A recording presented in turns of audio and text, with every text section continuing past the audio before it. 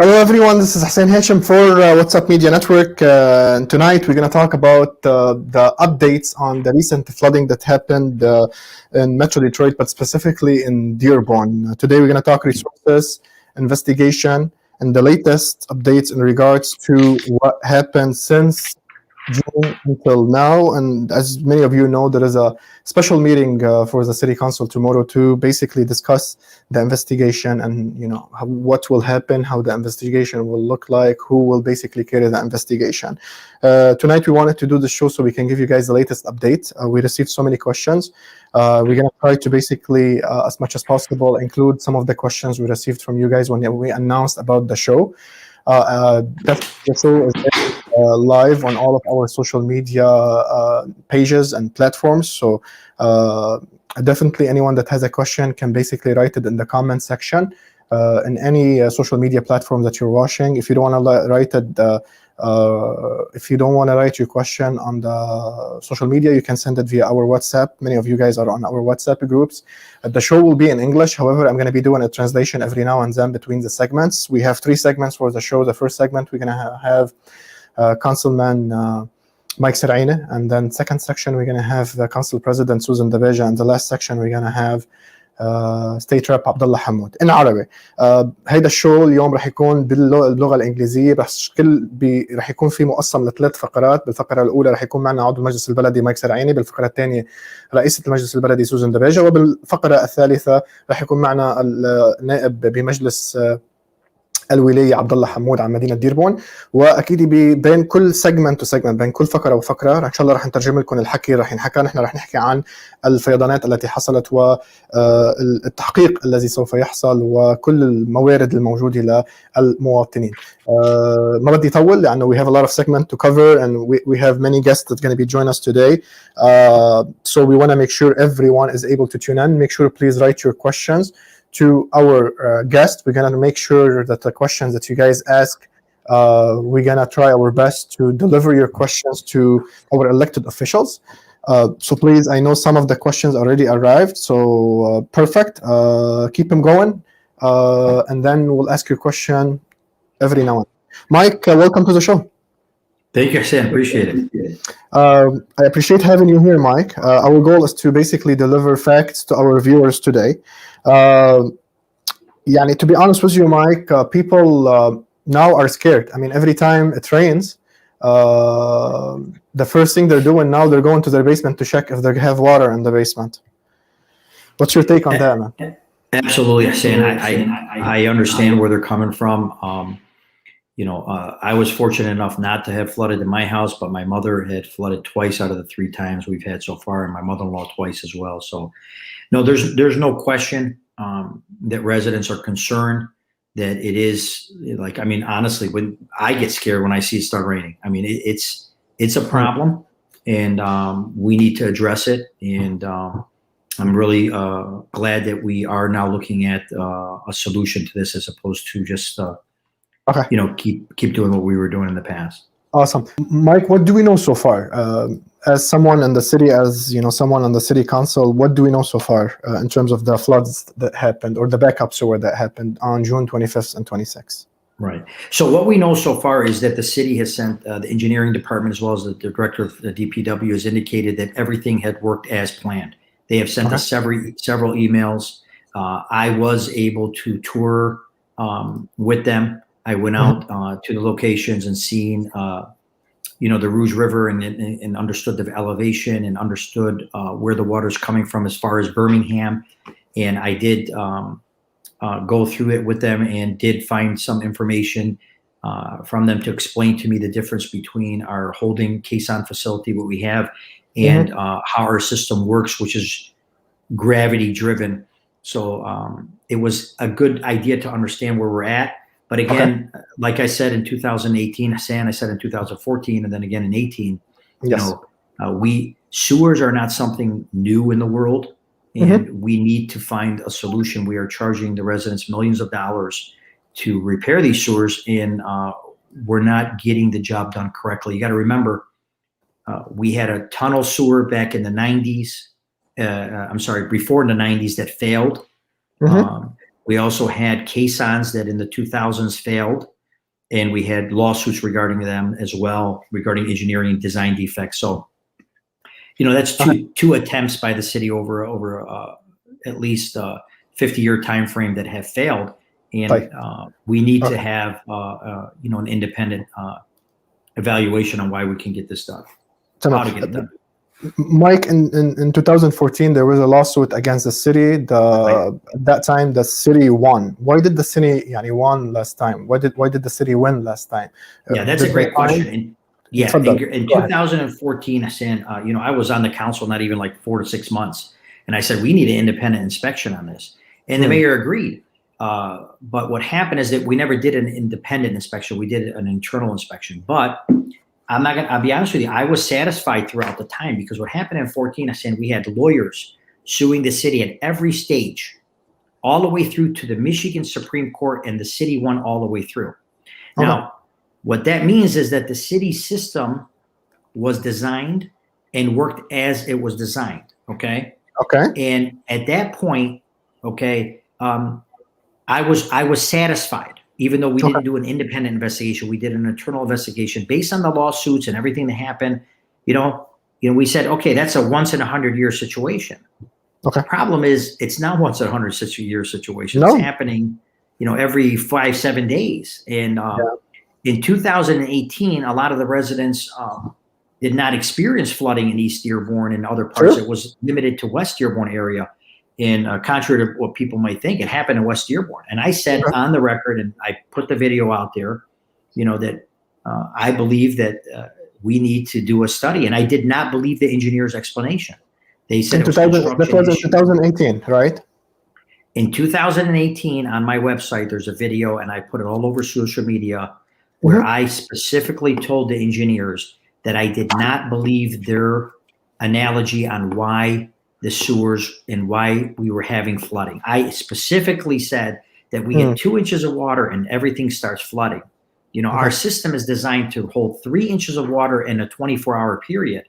And even our director had said, our engineer had said that our sewer can do 4 or 5 inches of water, even if the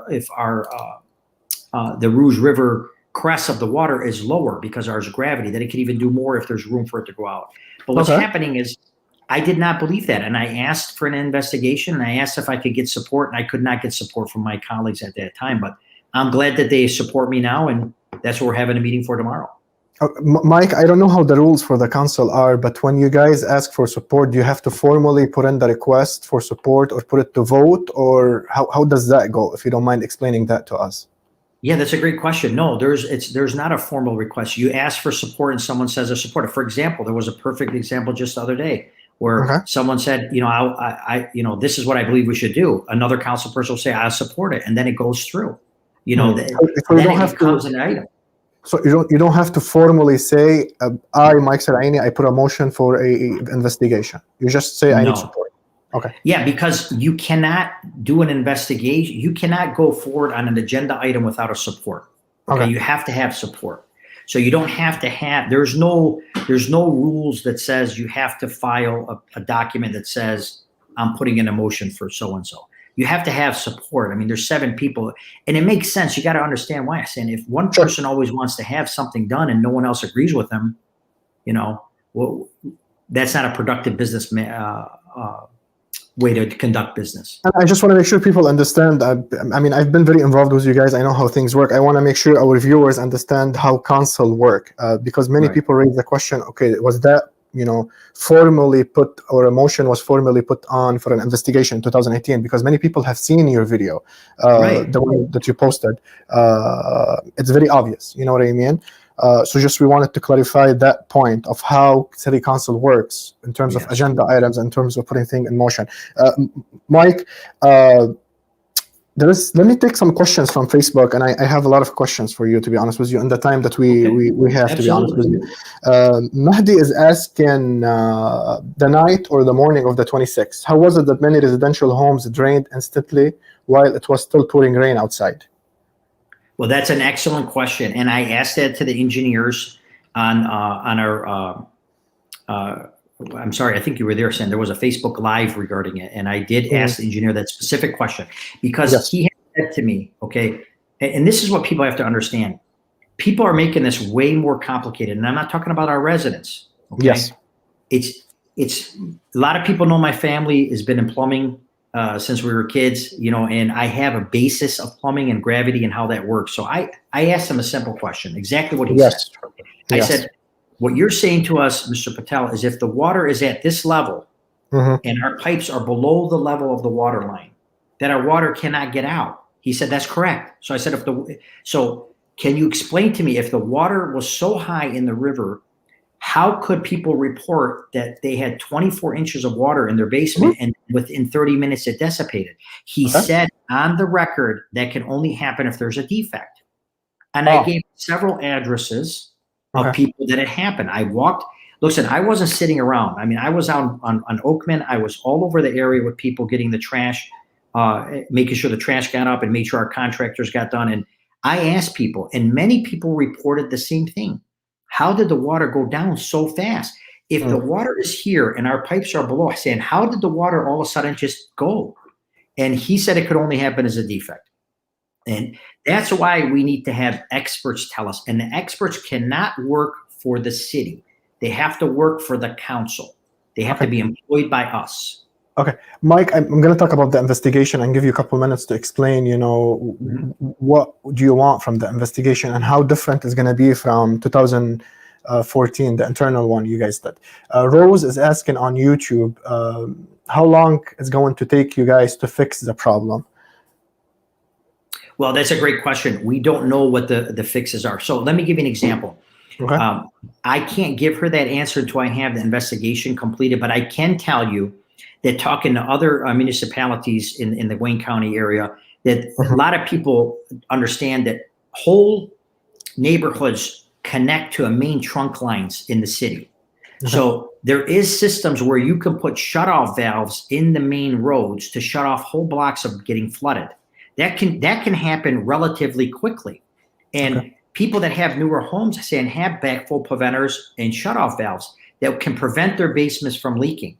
And I don't think anybody wants their streets flooded, but I think people would rather have the street flooded than their basement flooded. As you know, we're still picking up garbage today from second and third round. So the answer to the question is we don't have the data to give an answer on what will work in the long term, but I can tell you that we can have shorter term solutions to eliminate and mitigate these damages so that people don't have these floodings reoccurring. I can tell you one thing for sure, Hussein. I wouldn't say like other people have said on my colleagues that maybe you shouldn't put stuff in the basement. I don't agree with that philosophy. I don't believe in that philosophy unless they want to, if your house is the same size in the basement as the top, maybe if we give them 50% of their taxes, then we can say don't put stuff in the basement. So in my opinion, there is solutions that are much lower cost. And I brought that up to our director about backflow preventers, and he said, yeah, that could work. And that's with very limited knowledge that I have on sewers. Right. Just to benefit from time, Mike, and because we have other guests that we have to give them the time. For Brahim, he wrote a comment about he has an insurance guard. The name of the insurance company is Guard. He has a backup sewer plan up to $10,000. They denied his claim. Brahim, let me tell you, that specific company, we've been receiving so many complaints from people about that specific company that it basically denying every request for all of their customers, claiming that the city and the state stated this is a flood. So you're not the only one. And I think, Mike, you basically requested from the city to change the terminology. Can you talk about this very quickly, if you don't mind? Absolutely, Hussein. As me being a lawyer and knowing the law and talking to insurance companies and agents that I deal with, I immediately requested on the record on the last council meeting to our city attorney, and they did make the change. We were trying to get people to report and say, hey, report here for flood. Insurance companies were pointing to that and saying, hey, you flooded, so therefore you're not eligible. So it's a play on words. So what he needs to do is to refile as a sewer backup. And on the cityofdearborn.org website, the city of Dearborn, I had that changed after my suggestion. The very next day was changed by the city legal department to indicate sewer backup. So that's what he needs to do. He has to understand, unfortunately, the insurance companies, they look for each little way to get out of it. But the bottom line is, now we corrected that. That was a mistake on our part, and I believe that we corrected it. What I mean by mistake, we were trying to make sure people claim so we can go to the federal government and get FEMA to approve the disaster declaration, which they did. And that's a good thing for our residents. For Brahim, just if you allow me, Mike, very quickly, go to the cityofdearborn.org and look for this page here. If I'm you, I would basically take a snap of this thing and then send it to the insurance company and file a new claim or something, or file an appeal to it, because the city did actually change the description. Mike, the last question before I move to Suzanne. In terms of the investigation, I know you guys have a meeting tomorrow. What's your take on the investigation? What are the things, as Mike Sra'ini, you want to see on the investigation that's been done this time different from the other time? Well, this time I don't want our engineers to be involved. I want it to be very clear that the people that we hire, that they report only to the council. See, Hussein, you got to remember, we sit as oversight legislative body. To give you a quick, I know we got time. Platt Moran does our auditing, and Platt Moran would not give us the report until they gave it to the mayor, because they were employed by the city, and that's the way the city goes in the hierarchy. I want to make it extremely clear that whoever we hire, they are employed by the city of Dearborn, and they report to the city council only.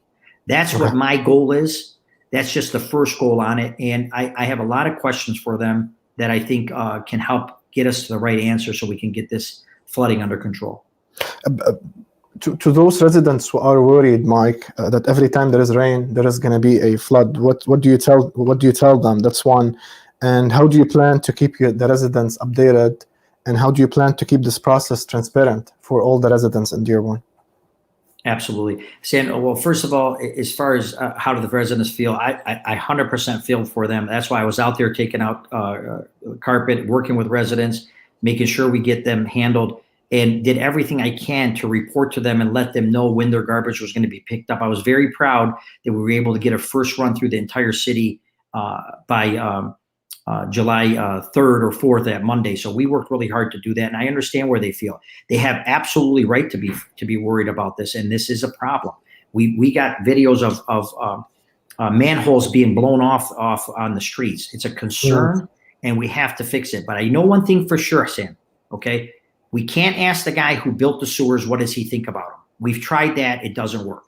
We need to get a third party, and that's why I'm glad my colleagues finally agreed to do that, and I want to make sure to hold it accountable. As far as what I've done, I have really taken a lot of time to go to social media.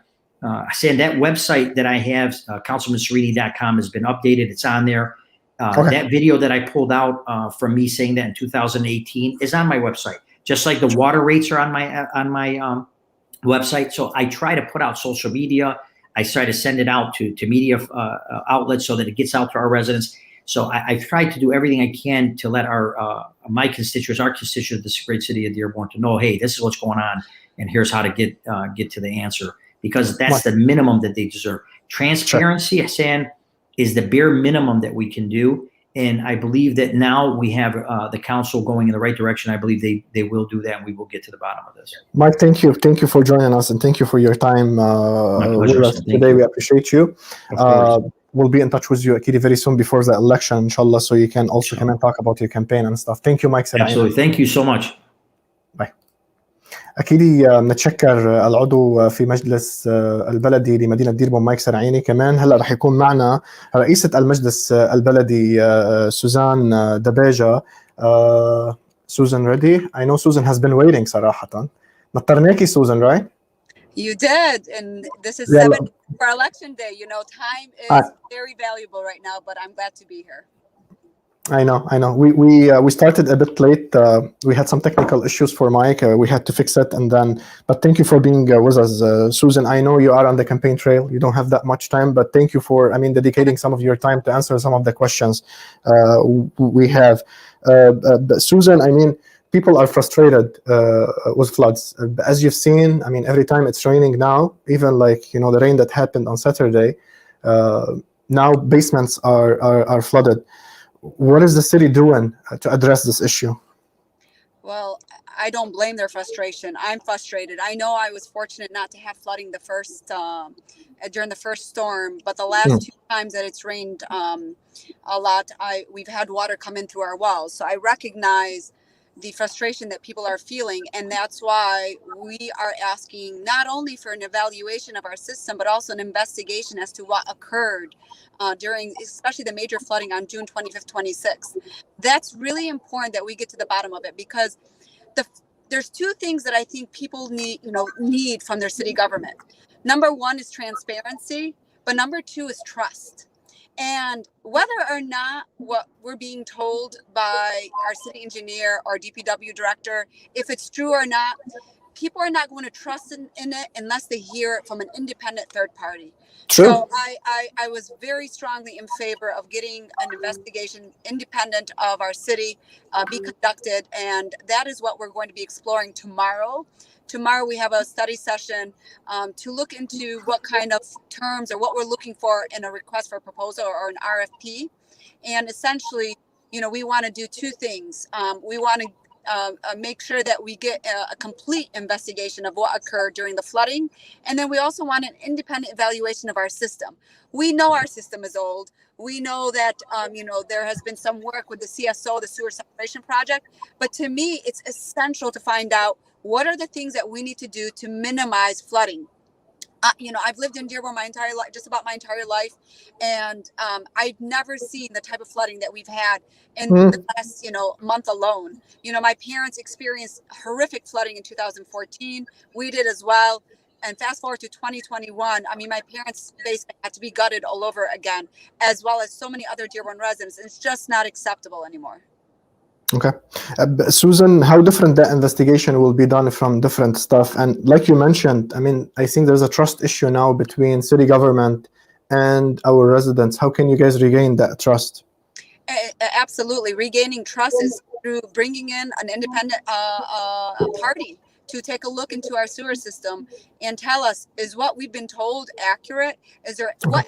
In addition to that, it's also about finding solutions. That's the primary interest. It's not just about, hey, has the information that's been given to the city council and to the public accurate? That's number one. But the second prong, really, which is very essential, is what are the solutions? I know through the sewer separation project, and many people unfortunately believe that was done in reaction to the 2014 flooding, but that's not the case. That proceeded even before, before I was even on city council. That was meant to separate, sewage from rainwater, and it was a federal mandate because I think that happened in 2008 or 2009, if I'm not mistaken, right? Yeah, and even before that, there was work being done, and the idea was again to separate waste from rainwater, and so that we're not polluting the Rouge River. This was a federal government mandate, and they mandated that without giving us any federal funding, which it made us, the taxpayers, have to pay for it. But in doing that project, we've been told that there's been created extra storage space for rainwater, but obviously it's not enough, and more needs to be done. And I will tell you, Hussein, and I want the viewers to understand, with all the information that we've received, I've still done my own digging, my own research, my own, reaching out to independent civil engineers that are, whether they've worked for Wayne County or some of these big engineering firms. And, some of the information that they've shared with me coincides with what we've been told by the city engineer. But again, I think to rebuild that trust and to let people know that we're looking into this and taking it as serious as it needs to be, we want to bring in an independent party and do it. Is there going to be a decision tomorrow, or you guys are going to just discuss, what's the form of the investigation, who's going to conduct it, and that kind of details? Is there a decision to be made tomorrow? Very good question. So tomorrow it's a study session, so the council will not be voting on anything. Basically, typically RFPs are developed by the administration, and then they're put forth, and then once we get some bids back or proposals back, then it comes before council. But this time, council wanted to have a different hand on how things were done. Actually, we wanted to have a heavy hand in making sure that we had a voice in terms of what goes into that RFP. In fact, I've asked that a representative from SEMCOG that is an expert in these areas be present at tomorrow's meeting. She's going to appear virtually. She can't appear in person, but she's going to for her expertise. And we've also reached out to a few other firms or experts in the area, and they're going to be present to help offer insight and kind of give us direction. Because the bottom line is none of us on the council are engineers. I tend to think we're all intelligent people, but it's also necessary to have the experts there alongside with us to help guide us in this RFP. So we want to do this one time, and we want to do it right. We don't want to make any mistakes because obviously the decision that comes from this RFP, the solutions that are being offered, they're quite expensive. And if the Dearborn taxpayer is going to pay for it, we want to make sure we're doing it right. We've heard the problems we had with caissons back in the 2000s, again, before I was on council, and how that was a waste of money and it was a mistake. And then the mayor changed it up to a sewer separation project. So we don't want to start something and have regrets, which really brings me to a very important thing. Can I ask you? Yes. Yeah, just I'll give you all the time you want, Susan, since you waited. Because you waited, we're going to give you all the time you want. I know we still have Abdullah, but Abdullah can also will understand. One point that was raised, who's this, investigation team or firm or whatever the case might be is going to be reporting to? Is it going to be hired by the council and reporting to the council, or is it going to be hired by the administration and reporting to the administration?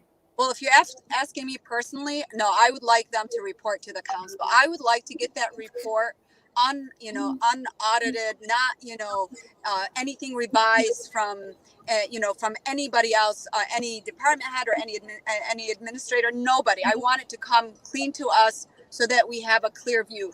And what's important when we receive that is sharing that information with the public. Mm-hmm. I immediately began sharing information once the flood occurred because I felt, it's very important that people know what's going on, that people feel that we're not hiding anything, that information is being made readily available. And, even if I didn't know an answer to a question, I wanted to be able to provide what information I had and then obviously follow up. So in my opinion, I do believe that that information should come, untouched to the council so that we have a clear idea of what's going on. How about the timeline, Susan, in terms of stuff? I know tomorrow there's a study session. Where do we go from there? So we can be transparent with our residents so they know what to expect. No, good question, Hussein. So obviously tomorrow, hopefully we'll put together what we'd like in the RFP. Once that's done, the RFP will go out, within, given a reasonable time frame within which to have a deadline. We receive the information back, and then we would have to make an award. And then once the award is given, they would start their investigation and their evaluation, and we would, we'll have to proceed in that type of fashion. In terms of timeline, I'm going to be asking a little bit more about that tomorrow. That's one of the questions I have. Some other questions that I have ready for tomorrow. Right. So that I've been taking with every guest, I've been taking some questions from different people in the audience. As you know, we're live on different social media platforms and our website as well. There's a question from Mona. She's asking if we can please ask Susan why she didn't support a request in 2018 for an independent investigation. And I know that's I know what we talked is different, but if you can clarify that, Susan, since many people are asking. In 2018, the request wasn't when the conversation was happening, it was actually happening during I believe it was during the public comments portion. And I know Councilman Srinivasan mentioned, we were talking about the cloth that was put on manholes, and that's a state requirement whenever there's construction going on to catch any debris, any broken debris up, so it doesn't go into the sewer system. And there was a complaint that was causing flooding. The engineer at the time said this is a state requirement. We can't eliminate that step. We're required to have that. And I know Councilman Srinivasan had mentioned that. Well, I had wanted an investigation, but I also know in 2014 he was satisfied with the fact that the city had been sued. We were found not negligent. We were told it was a 100-year storm, so nobody really pursued a request at all. It wasn't until, like I said, in 2018, it was brought sort of in a comment, but no motion was stated. Hey, I'd like to offer for us to do an independent investigation to prompt anyone to really think of, okay, is this what's being requested? Let's support it. But again, that's besides the point. The point is we are here today. We are asking for an independent evaluation and investigation, and I'm really happy that we're moving forward with it. Stephanie is asking Susan, so who will be paying for the third-party investigation? Is it the taxpayers? Well, obviously, anything that the city pays is coming out of our taxpayer dollars. Okay, perfect. But Susan, I know you were saying something, and I was asking a question, and I told you I will give you the time to whatever you were going to say. And also, I know there is some rumors I would like for you to clarify too, if you don't mind. And I just heard those rumors was in the first segment too, to be honest with you. So, obviously there's always a lot of misinformation, and the reality is that we're in an election season, so people tend to spread a lot of misinformation or false information so that they, for their own political gain. And so I appreciate the opportunity. My mother overheard the other day somebody telling her, oh, Susan said, don't fix your basements. Why did you fix your basements? And that is the most absurd thing possible. I grew up in my parents' basement. I obviously we lived in apartments, but when we moved and bought a home, we had a basement. My parents continue to have a basement. And I recognize the fact when FEMA was here to do on the ground investigation a few weeks back, and they were asking our residents, mainly Arabic speaking residents, is the basement is essential space, and do you have a kitchen upstairs, and do you have sleeping quarters upstairs, and sort of minimizing the need for the basement. I actually made it very clear that given the size of our homes, given the size of our families, and the size of our basements, that they are essential space, that we need it in order to be able to have adequate living quarters. Many homes in Dearborn, especially in East Dearborn, are not large. They're built on 35, 40-foot lots. And so you can't imagine a family, with several children, and sometimes extended family, like grandparents living with, living with their children and their grandchildren. Multi-generational, yeah, you're right. Exactly. The need for our basements is essential space. And the FEMA representative and the Michigan State Police personnel that were there actually appreciated that I pointed all that out and started to note that moving forward. And so I want people to understand we recognize the need to build our basements and to use our basements. And the other thing is obviously I've been, people have asked, and unfortunately, this was corrected, but I still get the question, in 2014 when FEMA paid the city, was that money supposed to go to the residents? And I make it very clear so that people understand that any money that is to go to the residents for their claims of their homes, FEMA will pay them directly. FEMA has paid the city for any claims made by residents. And the same thing will happen now. FEMA will directly with the resident, and then will issue a check directly to the resident. They will not give the city a single dollar. The only money that the city received back in 2014 was reimbursement for its own claim for all the emergency costs, the cleanup costs, and the overtime costs that we incurred. And so just to make that clear. And then the third thing I wanted to mention, the reality is we are receiving an excessive amount of rain. And so now make sure we're prepared for that. Every time it rains, I think all of us put our hands on our heart and we work and we go down to our basement. I get a phone call from my mom or from my dad, I'm بتشتش بدنا نعمل, and I hate that feeling for anybody. Yeah. So we have to do our part, but we have to demand that the county, that the state, and that the federal government do their own part. Yeah. It's at the bottom of the Rouge River watershed. So when it rains in Brighton, when it rains in Milford, in Northville, and the river is elevating and level, and by the time it gets to Dearborn, that water goes down, it travels downhill towards our city. The river's already elevated. So when it rains, there's not much room for that water to go. Not much room for it to take our own water, our own rainwater. So we're looking at the federal government and the state government. We need to demand our state and federal officials help in the infrastructure costs that this is going to mean in terms of creating more storage space or resolving this issue so that our basements don't continue to flood. This is a regional issue. And if anyone thinks that I'm going to sit quiet and allow the state or federal government or the county and say that Dearborn taxpayers, you have to pay for this on your own, well, you know what? I'm not going to allow it. I'm not going to accept it.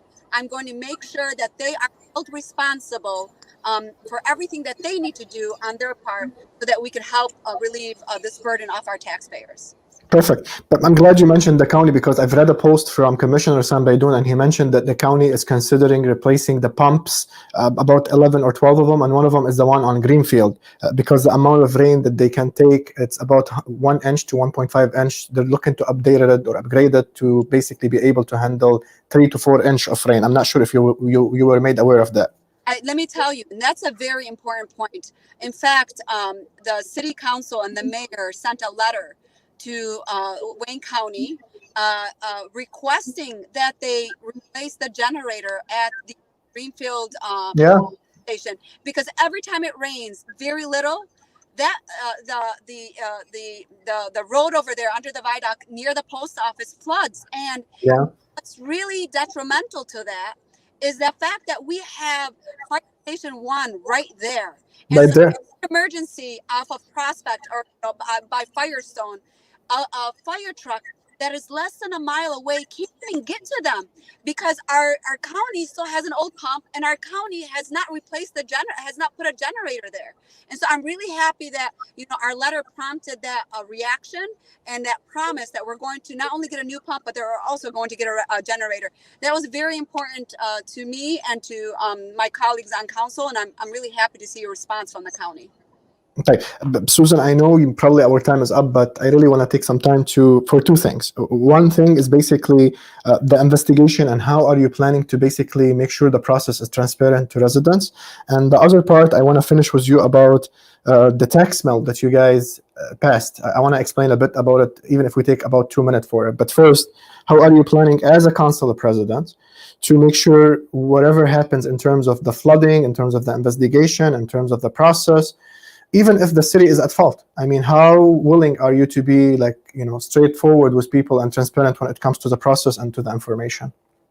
For me, it's very important to be honest, to be ethical, and, to work with integrity. And those are things that have been very important to me from day one. So obviously, any information we receive, I will continue to share with the public. I've been very forthcoming with a lot of information, even previous to this flood, but more so during this flood, because people wanted answers. People wanted to feel, that the city government is working for them. And whether or not had an immediate solution or an immediate answer, it was important that people knew what we were doing. It's not good enough to be working behind the scenes, but yet the public has no clue. And then we come at the end result because you didn't take the public along with you on this ride, on this journey. So I will definitely continue to ask for updates from whoever it is that we assign this proposal to, and continually share that with the public. And I look forward to that information. And, if I'm elected mayor, then as Mayor Debajeh, I will definitely continue to provide that information through more forums. I think one of the keys to effective governance is communication, and that's really important.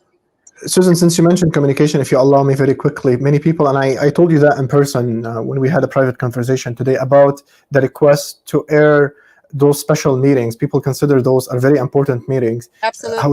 However, they're not being aired by the city TV.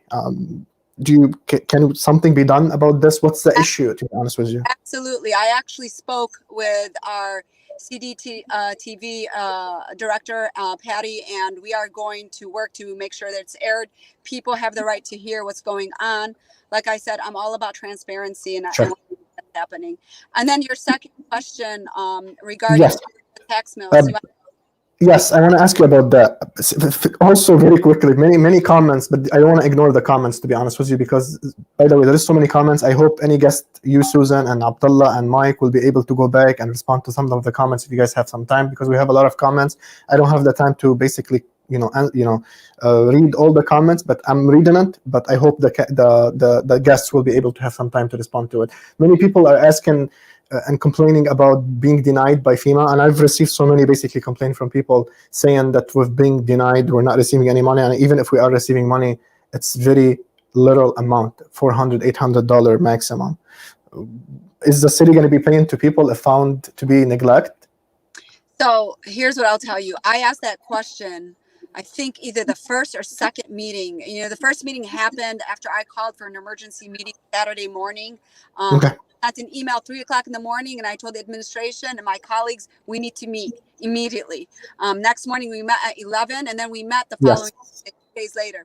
And I said, listen, I know legally we have to, follow, go through the process in terms of identifying whether or not we're legally responsible. And now we're calling for an independent investigation to that regards.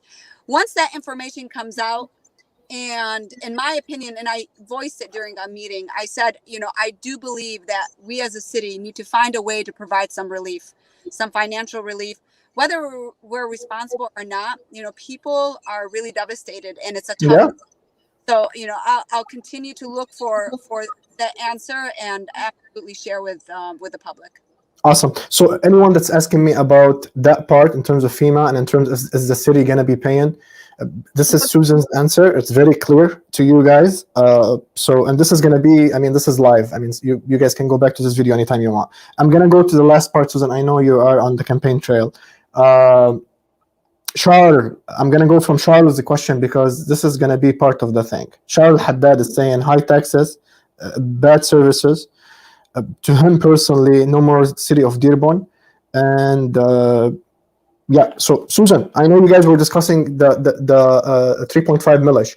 I know a decision was made, and you were advocating to basically decrease the taxes, reduce the taxes, and this is what happened. Actually, you guys did that. Can you explain what happened? Absolutely. So let me tell you, it's no secret that our police fire unions would like for us to have put 3.5 up for a renewal.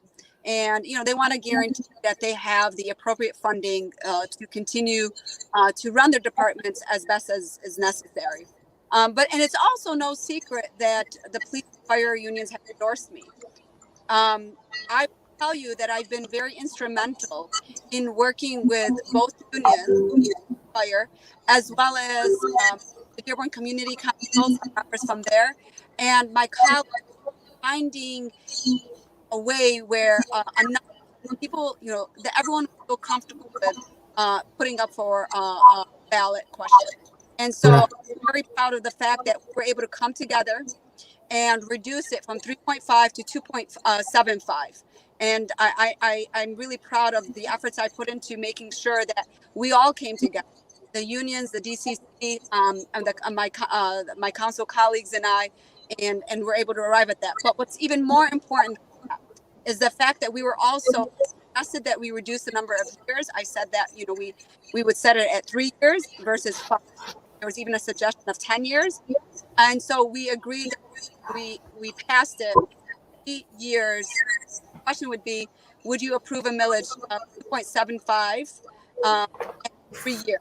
And the reason I said a shorter amount of time, it would give enough time for the new administration, hopefully my administration, to come in, obviously build the budget differently than it has been in the past, bring in some lean consultants, let us help identify what the waste is, how to streamline processes, and introduce technology in a way that will help reduce costs overall. I know those will be some upfront costs in the beginning, but at the end, it'll be very beneficial financially, as well as offer better customer service. So it will give the new administration time to do all that, figure out how to best use the American Rescue Plan funds as well, and see what else we need in terms of revising how we budget. And then within 5 years, I think we have a better idea with a new administration way of doing things, of what we need. And hopefully, what I had said at the meeting was continue to incrementally reduce that. So I'm all about reducing taxes, but making sure that it doesn't compromise our services or our public safety. I think very sacred to us residents here in Dearborn. Awesome. Susan, but for everyone that's saying, please ask our questions. I mean, if you guys look, many of the questions, if not most of them, كانوا Charles or Rabi, Aisha, Ali, Stephanie, many of the questions you guys asked, we actually, asked those questions to our guests. So most of them, I would say 90% of the questions that you guys wrote, we're asking them to the guests. But also we have a time restraint, to be honest with you, because we have 3 segments. And we've been, to be honest, we told our guests 10 to 15 minutes. We've been taking about 20 minutes with every guest. So I hope you guys can understand that. Susan, closing statement, if you want to take it this way, a few words before we end with you. Absolutely. I appreciate the opportunity to provide information. I think what's essential right now is that people feel informed, people understand what their city is doing for them, and that their city representatives are asking the very important questions, that we're going to get an investigation, we're going to get an evaluation, and we're going to find solutions. It is not acceptable to say this is a 100-year storm or a 300-year storm. Climate change is real. And so we as a city have to go forward in finding a solution to minimize the impact of these strong rains coming into our city. But at the same time, we have to hold our county, our state, and federal officials accountable. And we have to demand that they figure out what to do in terms of the regional infrastructure problem that exists. And it's not just about offering solutions, it's about offering dollars. This is $1 million, this is going to be a very expensive project. And the Dearborn taxpayers should not be left with the burden of doing something that is not caused simply by the Dearborn sewer system. This is a regional issue. So I ask and I hope that residents will reach out to those representatives on all levels of government and demand that they get involved. They should not, what's interesting is that everyone wants to point the finger at a city and not take responsibility or accountability for their own role in action. And that's not, it's one thing to capitalize on a crisis and start blaming and pointing fingers at everyone else and not holding themselves accountable.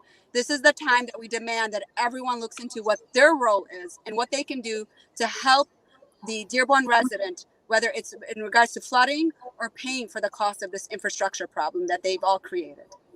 Awesome. I know there's a lot of questions. Sorry, guys. Again, I have to apologize because of the amount of questions we're getting and me not being able. That's not me. Usually I put a lot of time for questions, but I do have a lot of questions. And I think the questions that I've been asking have answered many of the questions that you guys personally have. I'm trying to keep the questions about the issue of flooding.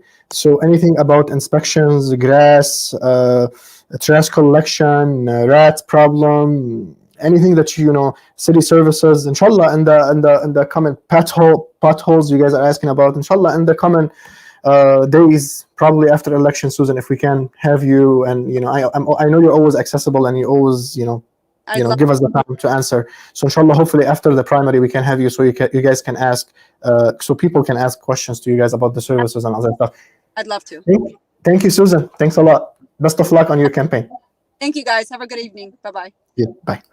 That was the part with City Council President Susan Debajة. Now we're going to take our state rep, Abdullah Hamoud. Abdullah, you ready?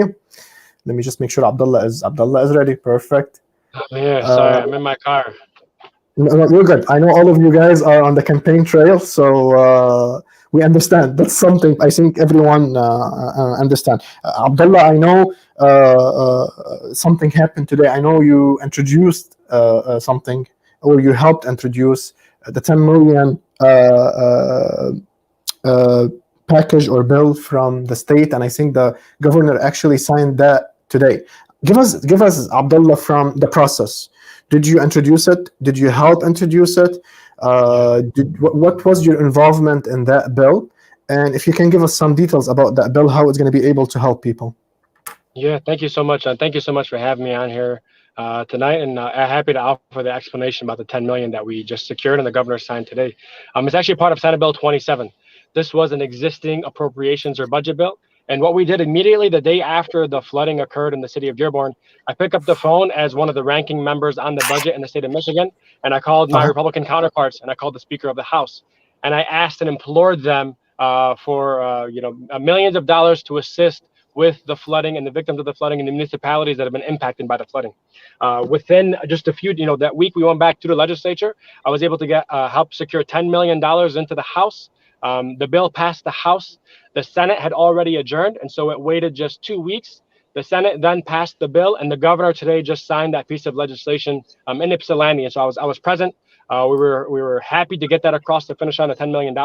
Because FEMA has now reimbursed municipalities for their expenses, and we know that FEMA will reimburse municipalities, we're having conversations on how best to use this initial $10 million for emergency response for those impacted by the flooding. And so we're having conversations with MSP, with the regions and municipalities, with the stakeholders on how best to use this $10 million that we officially have access to start. Right. That $10 million is coming from the state to who? To the counties, to the cities? That basically, so it's the hardest to hit municipalities by the flooding, and the 10 million is supposed to be just a start. The part two of the conversation is we've been having conversations with state leaders, with SEMCOG, with the GLWA, with other municipalities, and I know Wayne County Executive Warren Evans on top of this as well, about a regional approach and conversation to identify the possible solutions.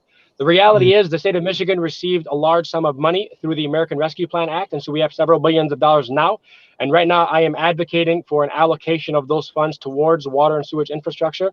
Additionally, we know that President Biden is working on the American Jobs Plan Act, and that's supposed to be a historic infrastructure package. And so what I'm advocating for is to position ourselves with this third-party assessment or the stakeholder roundtable group to put forth a report with the solutions so that when the dollars arrive, we are ready to utilize those dollars in an effective way that ensures the state and federal government are doing their part. Okay, Abdullah, but I want to focus on that 10 million part because you had a huge involvement in that bill. For that 10 million, we don't know how it's going to be dispersed so far. We're going to wait, right? And So the way we wrote it into the legislation, we gave ourselves the most flexibility possible. We just assigned $10 million to emergency use and mitigation. And so it gives us all the flexibility, not many, bureaucratic red tape. And so we're working with Michigan State Police, which kind of has access to, they were the ones who basically administer the dollars with the way that we wrote it. And so we're working with them. and having conversations with what is the most effective way to use this $10 million right now? What is it that residents need immediately? Exactly. Obviously, the state doesn't act as an insurance policy. That's where you go through FEMA, you use your backup sewage, but we're still having conversations about, is it possibility to be the insurer of last resort to offer some resources if you were denied by FEMA and by your insurance company?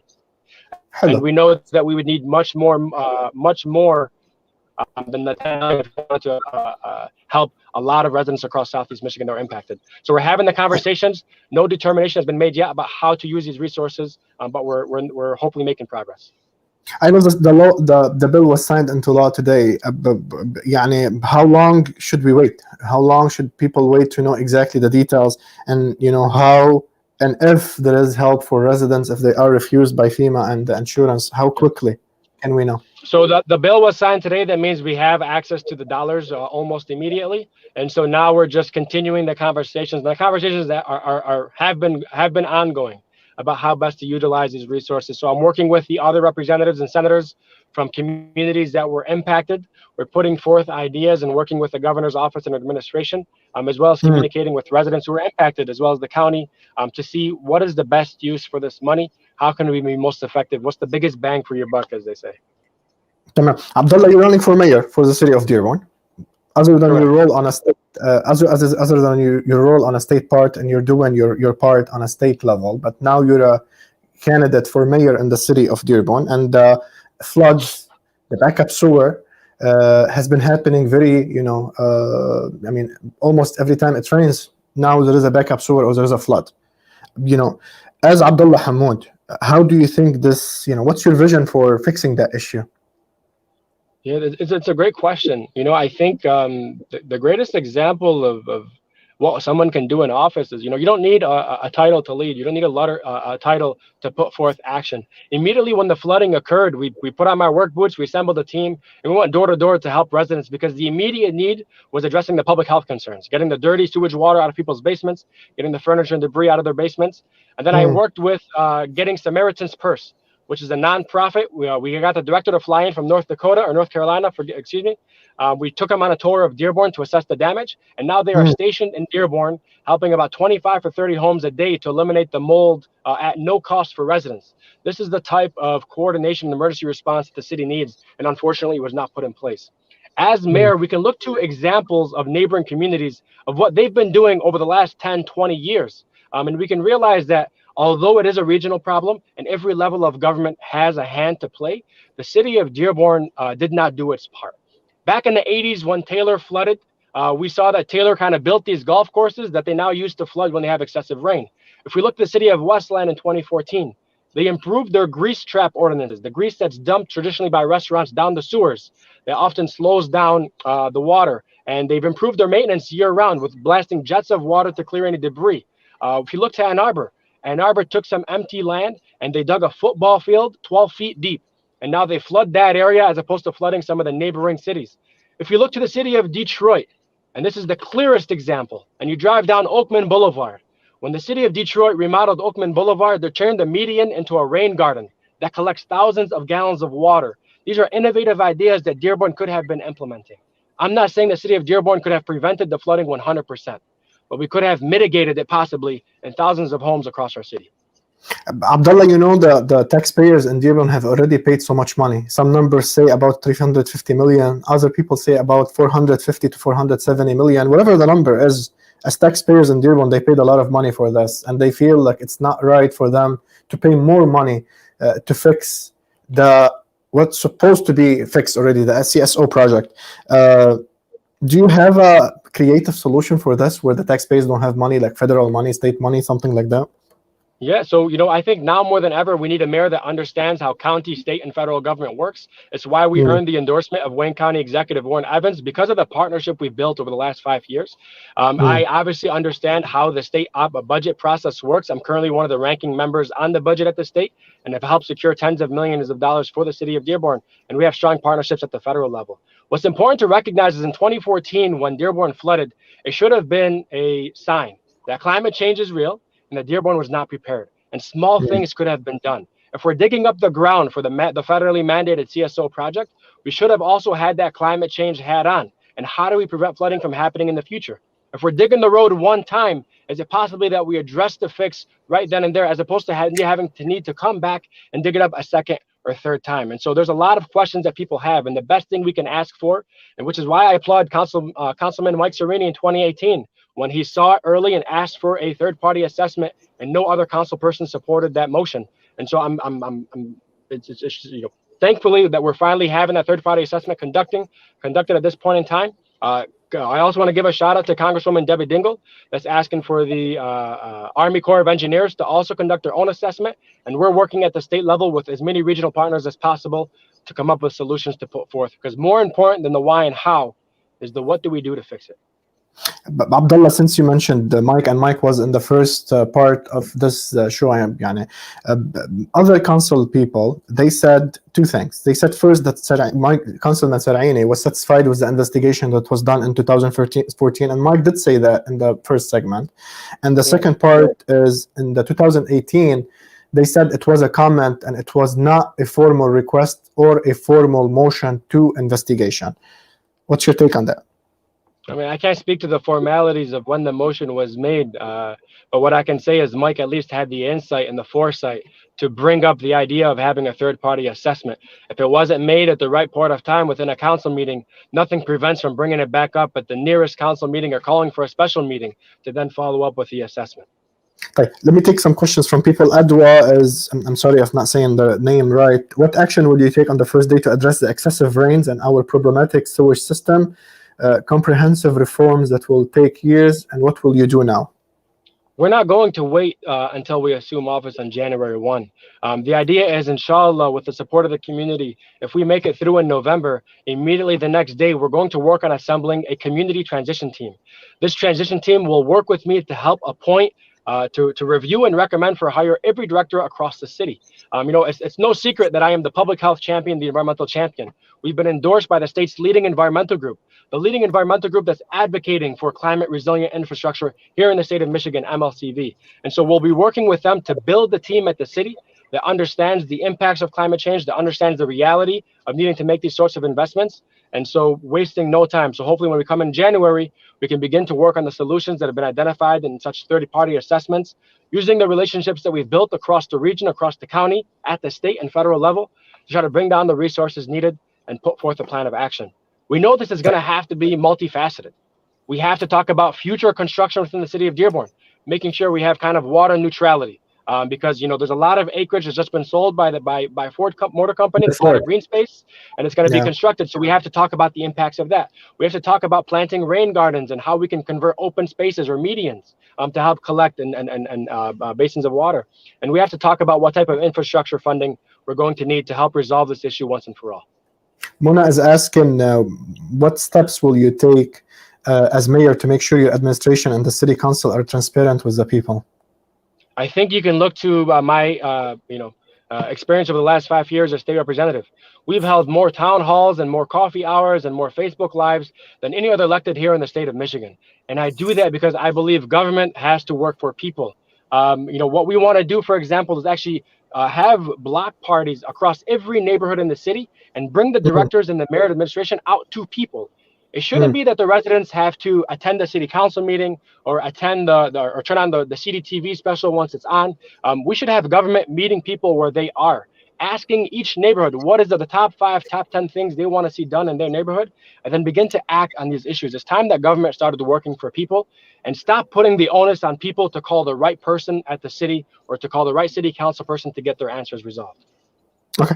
Stephanie, I cannot read your whole comment because it's too long, but she doesn't have a question, but she just want to say, Abdullah, she's really impressed, and she just wanted to say thank you for the thing you've been doing. Abdullah, I want to give you the chance, to be honest, because we gave the chance to Suzan to talk about, the tax and how she's planning to decrease taxes. And one of the groups in the city, they said that Abdullah Hamoud's tax plan is not achievable. It's not realistic. I want to give you the chance to clarify this. You know me, Anna, I like to clarify things. Suzan clarified many things. Mike was able to have the chance to clarify stuff. This is your chance. They said your plan is unachievable. The numbers don't make sense. You're not going to be able to reduce the property or to reduce taxes in the city. This is your chance.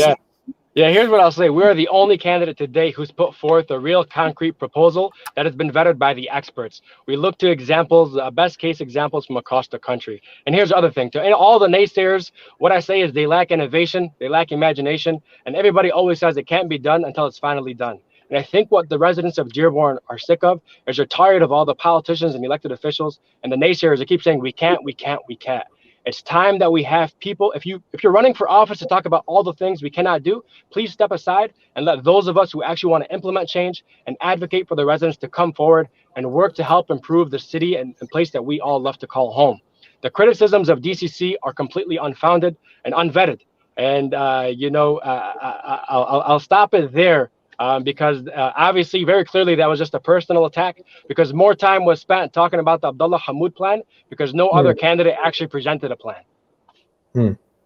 Abdullah, but I mean, to their credit, at least they sat and they looked at the numbers, right? And they, whether they wrote a page about you and a paragraph or 2 lines about other candidate, by the end of the day, they did look at the numbers. People are watching you right now. A lot of people are watching you, to be honest with you. Yeah. How's your plan is achievable? And how are you? I know, people can go to votehamoud.com and /issues. حفظتها أنا لهي. Yeah. I'll say this. I know exactly what you want to say. I think people memorize it by heart. votehamoud.com /issues. But now you're live. Give me the details. How are you planning to? Of course. It's a 5-part plan, and I implore everybody to please read the details, because again, we're the only campaign that's actually put numbers. We talked about what the problems are and what the solutions are, and it's a 5-part solution. And the beauty of our solution is if one part doesn't work, the other 4 can still move forward. Now, we talk about paying down some of our unfunded liabilities.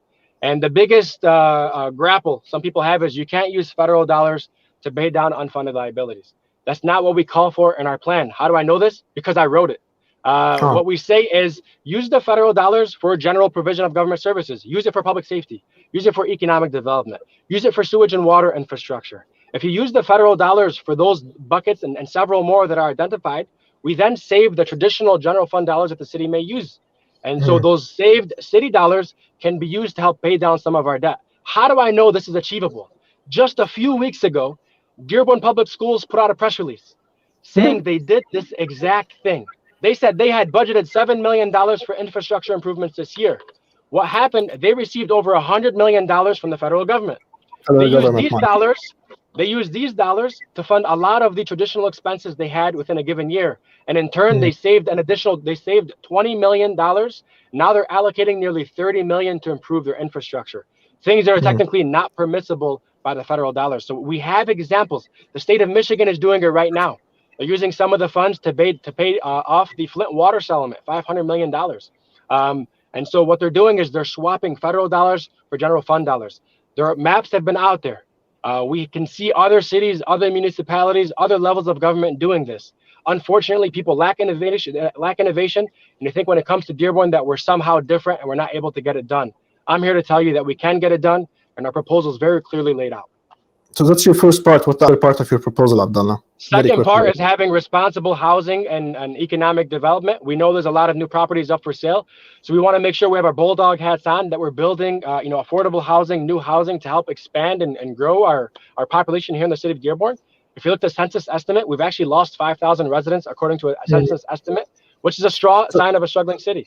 Abdullah, but it means if we lost 5,000 residents, it means also we lost the money, the federal money for those. I don't know why some people are not talking about that, but when the census count, I think they give you per resident a certain amount of federal money. If we're losing 5,000 residents, it means also we have a budget cut for those 5,000 residents, Mazboot, right? Correct. There's obviously dollars that no longer come down to municipalities that are accessible via different programs. The third part of our plan talks about we have this idea where we say we switch the place of banking. Right now, we currently bank with Comerica Bank, and there's no mutual benefit here. Comerica Bank invests the city's dollars, and that's how they make their profit. Through my relationships at the state level, I called the Credit Union Association. I said, if we move our place of banking to credit unions, which are more invested in cities, is there an opportunity for the credit union to then invest in return a portion of their profits back into our community? And they said 100% that's a possibility. And we took this example out of North Dakota. And so that's another example. The fourth example is actually creating the Dearborn Way Commission, We took this example out of Columbus, Ohio. Columbus, Ohio is recognized as one of the cities that's moving forward and growing and expanding and really improving the quality of life for its residents. What they do is they have a roundtable. When we pay our tax bill here in the city of Dearborn, a portion of it goes to the county, a portion of it goes to schools, a portion of it goes to the city. But the problem is none of these parties all communicate together or coordinate with one another. And so as the executive for the city of Dearborn, we're going to pull everybody to the same table, bring forward the small businesses and foreign residents, and collectively talk about a future that we can all invest in over the next 5, 10, and 15 years, because it's about time that we coordinated as the city. We can no longer say, oh, the school bond, that's on the schools, you go talk to the schools. Oh, the city's millage, come talk to the city. Oh, Wayne County, go talk to Wayne County. You're paying one tax bill. You're cutting one check. You're not cutting a different check for every entity. And so the onus should be on the city and its leadership to coordinate with all these parties to talk about a future that we can all buy into. Abdullah Majida is asking you, and this is part of my last question. I know, you need to go back to your campaign trail. If elected, what steps would you take to put our city on a firmer financial footing? Can you repeat that question? I couldn't hear you. I'm sorry. Yes, if elected, what steps would you take to put our city on a firmer financial footing? More firm financial footing. Our property tax plan actually puts the city in a far better position financially because we pay down some of our unfunded liabilities and we keep our promises on pensions and healthcare to our city employees and police and fire and first responders. That's one. Secondly, and here's why I know I can do this. At the state right now, I am the lead Democrat on the Health and Human Services budget. That is $30 billion of the state's $60 billion. And we've been able to find savings to the tunes of greater than $100 million without impacting the healthcare services that have been delivered to residents. And third, prior to assuming office, I actually managed the nation's largest retiree trust fund, the UAW trust fund. That's what I did for a living for several years. We found ways to improve the quality of care while decreasing costs for this fund that has to last for the next 100 years. And so I have the experience and I have the track record for delivering. And I have a background, I have my master's in finance, business administration with focus in finance. I don't talk about it very often, but we have the experience and the skills. We're going to build a robust team that's competent, that the community trusts, because the community is going to be at the table helping me build this team. Abdullah, would that be achievable without compromising the quality of city services? And this is my last question to you. Yeah, our plan is very much achievable. We actually spent nearly 8 months of just doing research on the city's budget prior to our run for office, because I wanted to have a deep understanding where we can find efficiencies and things of that nature. I know people talk about bringing in lean consultants. I actually am certified. I have my lean certification back at my time, University of Michigan Health System. And so we've done the work previously where we've eliminated waste out of systems. I've done the work at the state where we actually helped eliminate cost overruns in the Department of Health and Human Services through some innovative bipartisan legislation that was passed and signed into law. So we have the track record, we have the experience, and I have the policy. The only candidate with the policy on our website, votehamoud.com/issues. I said last question, but you know me. Some candidates said they're gonna keep Chief Haddad as a chief of police. Some other candidate, I don't know what their announcement about department heads. Abdullah Hamoud, if elected mayor, what's your take on department heads? Yeah, the mayor, one of the first things the mayor has to do is build a team, and they get to appoint all the directors throughout the city. What I have done is to show transparency, my commitment to accountability. I'm not striking deals on the campaign trail. I said, inshallah, if we are successful in November, I'm going to appoint a community transition team, informed residents such as yourself, that can sit at the table, help me review and recommend for hire every single director across the city. Existing directors will have the opportunity to go through that process if they would like to stay with the city, because we're also hearing, obviously through the grapevines, many directors are expected to resign. Many directors are expected to resign with the termed out or with the retiring mayor. And so we're unclear about who is staying and who's not, but we're going to have a commitment of having a community team to make those recommendations for hire. It keeps transparency and it keeps accountability and it gets greater trust and buy-in from the community. Okay. More than one person, they asked about, would you be able to lower our taxes? I have Angel, she asked that, and I have Ibtisam, she asked the same question. Would you like to answer that? And that will be the last one, I promise. Yeah, again, I know we spoke to this earlier. Our plan is on our website, votehamoud.com/issues. We believe we have a 5-part plan. We believe that we can implement many of these parts successfully. God willing, implement all 5 parts successfully. We're going to do what we can to bring down taxes, because it's a problem It's not about the people with really large houses. It's a problem for new families purchasing here in the city of Dearborn, having a more aggressive assessment and a higher millage rate. So we have to fix this issue in order to attract new families, keep existing families, and ensure that Dearborn continues to prosper. Abdullah, يعني your closing statement, if you want, حبيبي, your final words. I'll finally say this. We're 7 days out from the election.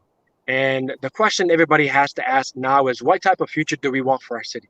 You know, my wife and I, will always call Dearborn home. This is the place that I grew up in. This is the place I have called home and always will call home. But if we want our children to grow up and have the same love and passion for the city of Dearborn, we have to have the political courage and will to tackle the tough issues. Over the last 10 years, there has been a failure to address many of these issues. We have some of the highest property taxes, while we still close community pools and they still close community libraries. We have some of the highest water rates, although we have issues with flooding. We have high issues with car theft, and we have a very bad problem with speeding and reckless driving through our neighborhoods and not making it safe for our children and for our families. And we also have a declining population, all the signs of a struggling city. We need a mayor who's going to come in and work for working families. And over the last 5 years as Dearborn State Representative, that's what I have demonstrated, the ability to roll up my sleeves, put on my work boots, and come out and meet people where they are. It's not about a title. It's not about the office. It's about the work that we're willing to do in this office together. And so hopefully with the support and commitment of those viewing today, I'd love to encourage you all to come out and vote. And when you're casting your vote, please strongly consider casting your vote for Abdullah Hamoud for mayor. Best of luck to you, Abdullah. I know you're going to get back to the campaign trail. Thank you for being with us and giving us some of your time on this busy day. I want to thank everyone that was watching. Very involved and very the questions we tried to basically ask many of the questions you guys asked. We're gonna follow up with the guests that showed up in the show today and ask them if they can basically answer the questions that were not answered. I know Majida asked some questions. I know Ziad asked. I know Nahid asked. I know some of the questions we weren't able, like Stephanie, she had almost 3 questions. We were able to take one of them. So my apologies to anyone that we weren't able to answer or to ask your question. Marwan is saying it's up to the residents to lower taxes, stop voting for more millages. I think that's a discussion up to residents in terms of, is it the solution to stop voting for millages? And if those millages disappear, how would the city make up for those money that they're gonna lose? I think that's a broader conversation that should be in the city. Is a solution to stop voting for millages. This was our show for today. بشكل عام اخواننا كان عندنا حلقه. If you guys allow me to translate in Arabic for 2-3 minutes.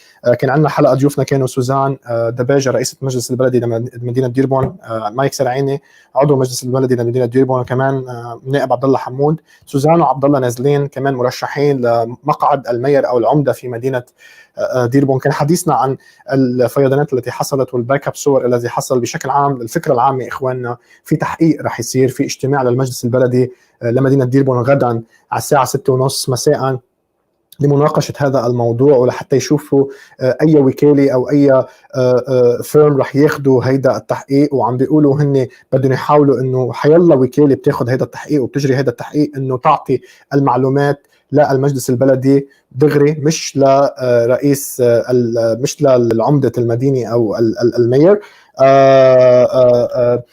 ايضا انحكى عن عده مواضيع، شو السبب من وراء هيدي الفلودز اللي عم بيصير، ليش ما صار في تحقيقات من قبل. مايك سرعيني قال انه هو بال 2018 طلب انه يصير في تحقيق، وحكى عن الفيديو اللي هو حطه.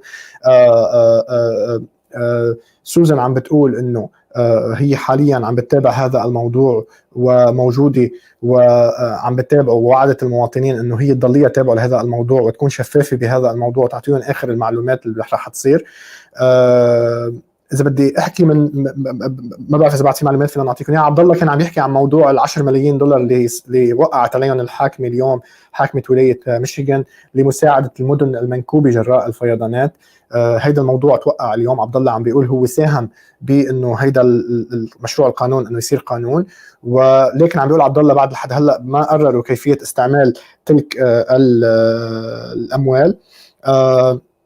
بس يقرروا كيفيه استعمال تلك الاموال. عم بيقول هناك كلام انه سنس فيما دفعت للمدن المصاري اللي دفعوها على التنظيف، هناك حركه انه يحاولوا يعطوا مصاري مباشره للاشخاص اللي انرفضوا من الانشورنس، من التامين ومن فيما، بس هذا الموضوع ليس مؤكد الى حد الان. سوزان وضحت بعض الامور فيما يتعلق ببعض الشائعات اللي عم ينحكى فيها. بعض الاشخاص عم بيقولوا انه سوزان عم بتقول انه العالم مش لازم تعيش بالبيسمنت. سوزان وضحت هذا الموضوع وقالت انه هي عم بيت اهلها على طول كان عندهم بيسمنت، حتى لحد هلا اهلها عندهم بيسمنت وعاشت هي بالبيسمنت، وهي ما قالت هيدا الموضوع. ووضحت كمان شغلات ثانيه تتعلق بالضرائب بالمدينه، وقالت انه هي عم تسعى انه توطي الضرائب بالمدينه، وهيدا اللي عملته باخر اجتماع من خلال وطوا الضريبه، المقترح الضريبي من 3.5 ل 2.75. عبدالله كمان تحدث عن خططه للضرائب في مدينه ديربورن، خططه للخدمات في مدينه ديربورن، بكيفيه التاكس بلان اللي هو كان حاططها الضريبي وهيك. وسالناه عن انه في جمعيه او مجموعه قالوا انه خططه ما بتطبق. قال عبدالله هذا الموضوع مش مزبوط، وبيعتبروا هذا هجوم شخصي عليه لانه ما عطوا التفاصيل، وهو بيعتبر انه الخطه تبعه لا بالعكس تطبق وبتمشي تشتغل. طيب هيدي كانت معلوماتنا لليوم. الحلقه موجوده، فيكم تحضروها باي وقت بدكم اياه، وموجوده على فيسبوك على يوتيوب، فيكم ترجعوا لها امتى ما بدكم. بدي اتشكر كل اللي كان عم يتابعنا، كل اللي كان عم يكتب اسئله. Let me go back to English. I want to close this show for today. We want to try to keep that conversation going, especially on a local level. It's very important to be very involved. So we're going to try to be your voice and always bring elected officials and people in position to talk about different issues that matter to the city and matter to the county and the state. So always follow our page, and if you have any question, please always forward it to us and we'll try to answer it to you. This conversation just started and to be continued. This was Hussein Hashim for WhatsApp Media Network. Thank you and good night.